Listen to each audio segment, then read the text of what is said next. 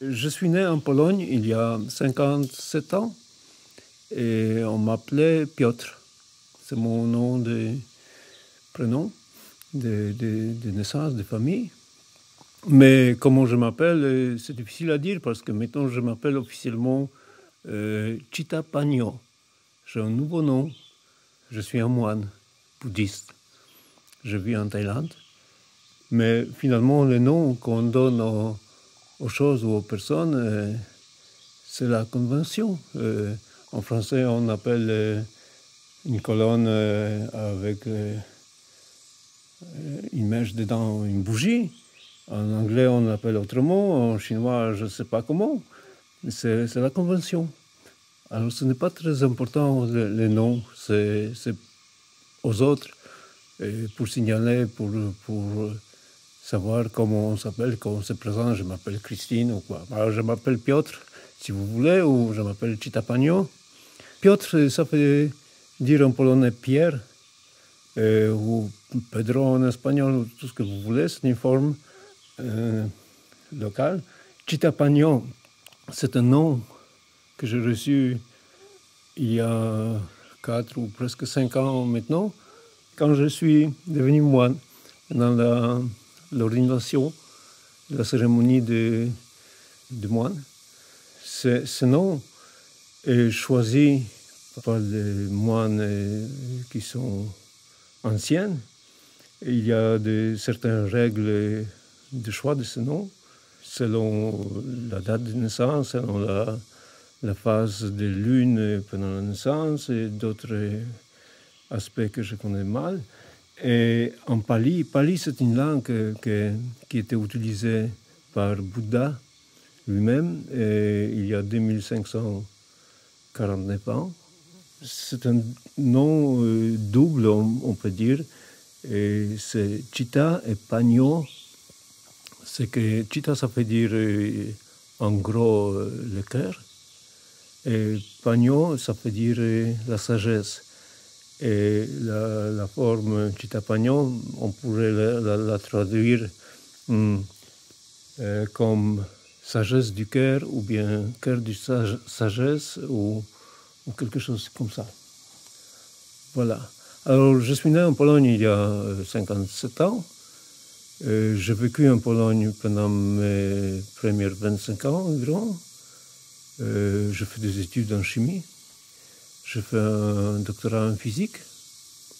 Je fais plein de choses que les gens de mon âge d'étudiant à ce moment-là ont fait. Je faisais du ski quand j'avais 4 ans déjà. Je fais plein de bêtises, de petits jeunes. Ouais.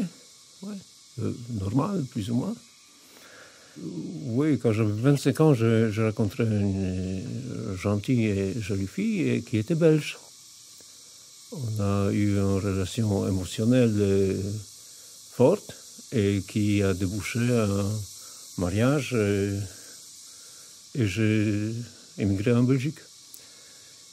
On a eu 2 enfants, mais le mariage n'a pas tenu probablement par la grande différence culturelle ou de caractère. N'a pas beaucoup tenu, 5-6 ans, et puis on a divorcé, voilà. Alors, venant en Belgique, j'ai trouvé du travail dans le milieu scientifique, à l'université, et j'ai passé 25 ans à boulotter, comme tout le monde.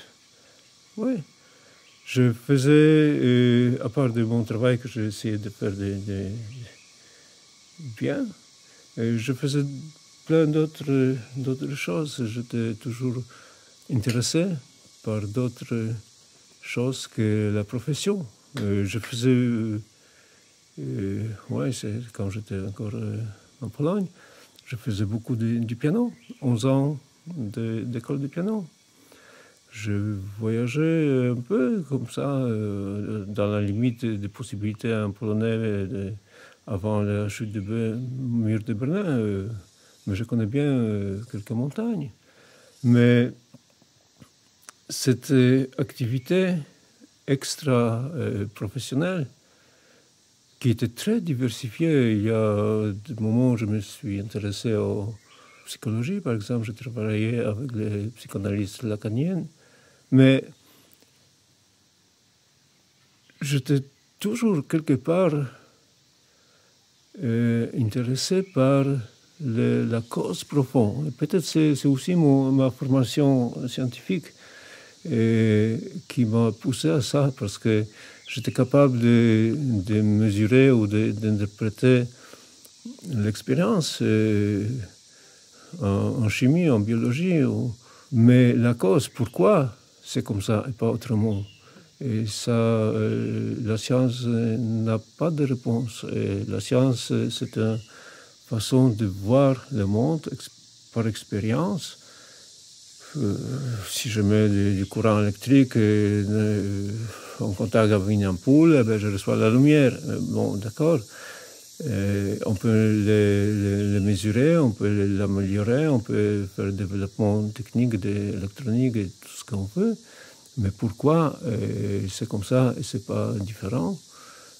Quelles sont les causes très profondes des phénomènes qu'on observe et aussi des sens très profonds de notre existence à nous, de notre vie? Pourquoi on vit et à quoi ça sert? C'est les questions peut-être que d'autres personnes se posent à l'adolescence, dans ce qu'on appelle la crise de l'adolescence. Mais après, on est tellement emballé par la vie professionnelle, par la vie familiale, et par le travail, par préoccupation de joindre le debout dans la vie, et par la recherche des conditions du bonheur, quelque part, des conditions qui nous plaisent, qu'on oublie ces questions. Et on les repousse un peu, et puis on les oublie, et puis la génération suivante, quand on a les enfants adolescents, ils ont les mêmes questions, et puis on les traite, tu es jeune, tu as des idées, tu es fantasiste, tu es idéaliste, et tu vas voir, la vie, c'est pas comme ça. Voilà. Mais moi, ces questions un peu d'ado, si on veut, ils ont toujours été présents dans ma vie.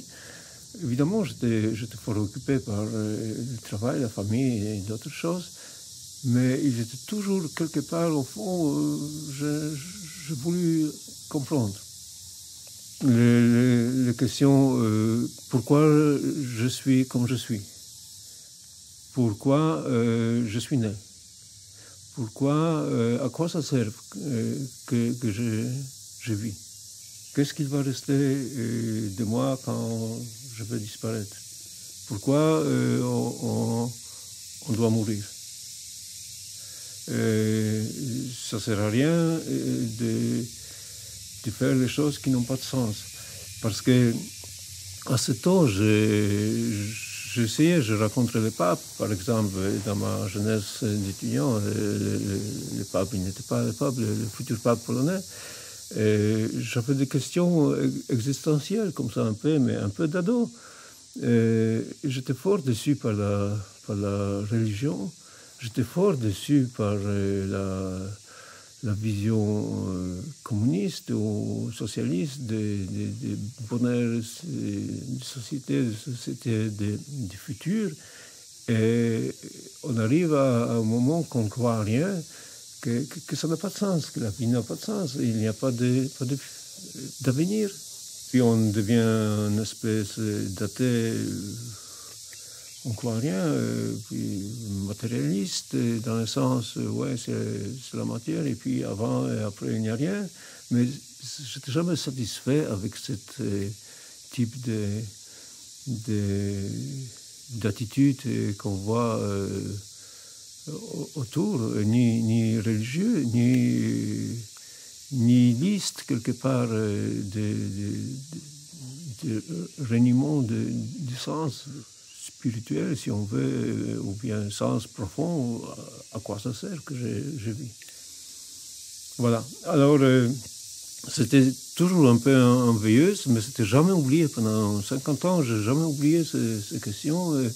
Et puis, comme peut-être d'autres personnes, pas beaucoup dans le temps, parce que je n'avais pas beaucoup de temps, étant tellement occupé comme tout le monde, comme vous, qui écoutez probablement. Mais de temps en temps, cette question revenait, je tâtonnais un petit peu partout pour voir. C'était, oui, la psychologie, la psychanalyse, la philosophie, oui, les autres religions. J'ai lu d'autres systèmes religieux que chrétiens.